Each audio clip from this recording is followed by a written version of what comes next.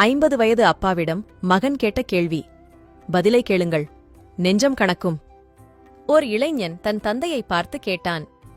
Cellphone, TV, computer, internet, AC, washing machine, gas connection, mixie, grinder இவையெல்லாம் இல்லாமல் உங்களால் எப்படி வாழ முடிந்தது?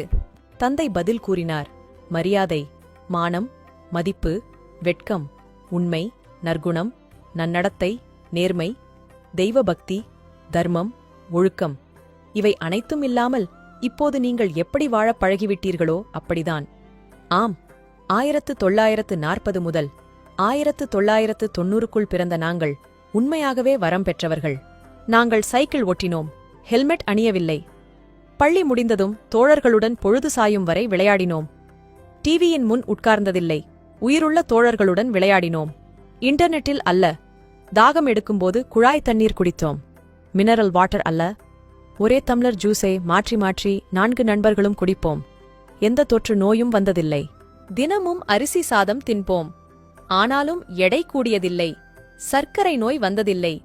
எங்கு போனாலும் வெறுங்காலுடன் நடப்போம். எந்த பாதிப்பும் வந்ததில்லை. எங்கள் பெற்றோர் எந்த ஊட்டச்சத்து உணவும் தந்ததில்லை. ஆனாலும் ஆரோக்கியமாகவே இருந்தோம். எங்கள் பெற்றோர்கள் பணக்காரர்கள் அல்ல. ஆனாலும் அன்புக்கும் பாசத்துக்கும் பஞ்சம் இல்லை. பெற்றோர்களோடு படுத்து உறங்கினோம். ஹாஸ்டல் அறைகளில் அல்ல. உறவினர்கள் மற்றும் நண்பர்கள் வீட்டிற்கு முன்னறிவிப்பின்றி போவோம். வரவேற்பிற்கும் விருந்திற்கும் குறை இருந்ததில்லை. எங்களின் போட்டோக்கள் எல்லாம் கருப்பு வெள்ளைதான். ஆனால் எங்களின் நினைவுகளோ வண்ணமயமானவைகள். எங்களின் குடும்பங்கள் எல்லாம் அன்பை கொட்டும் கூட்டுக் குடும்பங்கள். உங்களைப் போன்று தனிக்குடித்தனம் அல்ல. எங்கள் தலைமுறையினர் எல்லோரும் பெற்றோர்களின் கட்டளைக்கு கட்டுப்பட்டு வளர்ந்தோம்.